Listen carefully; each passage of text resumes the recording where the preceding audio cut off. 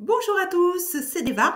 Alors aujourd'hui, on va faire notre première leçon de géologie parce que j'estime que c'est important quand on s'intéresse à la lithothérapie de connaître aussi comment les pierres se forment, de faire aussi le tri sur ce qui se dit sur Internet.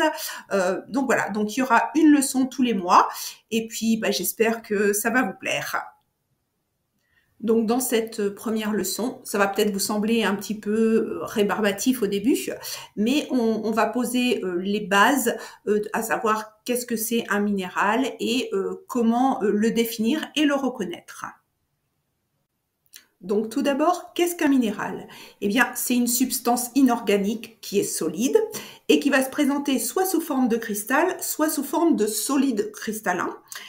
Donc, qu'est-ce que c'est un cristal? Eh bien, c'est un corps solide qui est sous forme polyédrique. Qu'est-ce que ça veut dire? Eh bien, ça veut dire que c'est un assemblage d'atomes ou d'ions qui sont organisés d'une certaine manière et qui vont se répéter. Alors, il existe plus de 4000 minéraux différents sur la Terre et il faut savoir que la plupart vont être composés d'une douzaine d'éléments qui sont récurrents et notamment ceux qui composent la croûte terrestre, c'est-à-dire l'oxygène, le silice, l'aluminium, le fer, le calcium, le sodium, le potassium et le magnésium. Du coup, pour reconnaître les différents minéraux, on va se baser sur certaines caractéristiques, notamment leur forme géométrique, leur dureté, leur système cristallin, la résistance au choc, la densité, couleur, éclat, transparence, bon, ça tombe sous le sens, et leurs propriétés physiques. Il existe trois sortes de formes. La forme qu'on appelle automorphe, ça va être une forme géométrique en fait, comme par exemple la pyrite qui forme des cristaux carrés. Ça peut être sous forme xénomorphe. Alors, c'est-à-dire que, alors effectivement, il y a des cristaux mélangés. C'est comme si chacun avait empêché l'autre de pousser. Donc, ça fait tout un tas de petits amalgames. C'est le cas du granit, par exemple.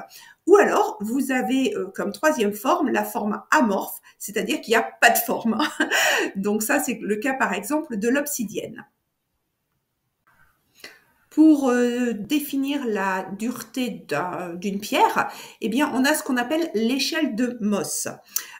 Par exemple, l'apatite a une dureté de 5.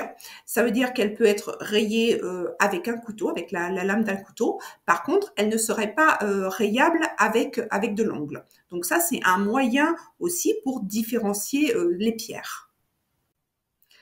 On peut définir aussi les pierres selon leur système cristallin. Alors, qu'est-ce que c'est? Eh bien, en fait, c'est comment les atomes sont arrangés dans le cristal selon certains axes. Donc, il en existe 7 en fait. Donc, vous avez d'abord le système dit cubique, comme par exemple c'est le cas du grenat almandin. La structure qui s'appelle quadratique, comme par exemple pour la pierre de scapolite, le système orthorhombique, comme par exemple la topaze, le système monoclinique pour le gypse, le système triclinique comme pour la labradorite, le système rhomboédrique comme pour la tourmaline et enfin le système hexagonal comme pour l'apatite. On regarde également la résistance au choc, parce que quelquefois un métal est dur, mais par exemple le choc thermique, ça va le détruire. Le clivage. Alors le clivage, en fait, c'est quand la pierre, elle casse net en formant vraiment une surface lisse. On dit que la pierre se clive. Sinon, ça peut faire aussi une espèce de cassure un petit peu un peu brouillonne. Donc à ce moment-là, ça s'appelle une cassure conchoïdale. Donc il y a des minéraux qui se clivent et d'autres non. On peut également regarder la densité. Alors il y a des tableaux qui existent justement, puisque chaque pierre a une certaine densité. Et bien sûr, on regarde sa couleur, son éclat et sa transparence. Alors, certains minéraux ont des propriétés physiques, comme par exemple la photoluminescence, c'est-à-dire qu'ils vont réagir aux rayons ultraviolets. C'est le cas notamment de la fluorine. Il y a des matériaux qui sont solubles, qui vont pouvoir se dissoudre ou dans l'eau ou dans l'acide. Donc ça, c'est un moyen de les reconnaître également. Ou alors, par exemple, dans le cas des carbonates, eh bien, si on verse une goutte d'acide chlorhydrique dessus, ça fait un dégagement de gaz carbonique. Donc, il y a une petite effervescence qui se crée. Mais vous avez également tous les matériaux ferreux qui vont être attirés par un aimant. Voilà, donc il y a tout un tas de caractéristiques pour déterminer une pierre si on n'est pas sûr de qui elle est. Notre prochaine leçon sera un petit peu plus amusante puisque nous allons parler de la formation des roches. Si cette vidéo vous a plu, n'hésitez pas à balancer votre petit pouce, ça coûte rien.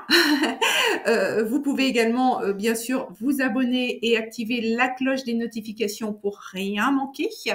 Et sur ce, je vous dis à la prochaine. Ciao, ciao!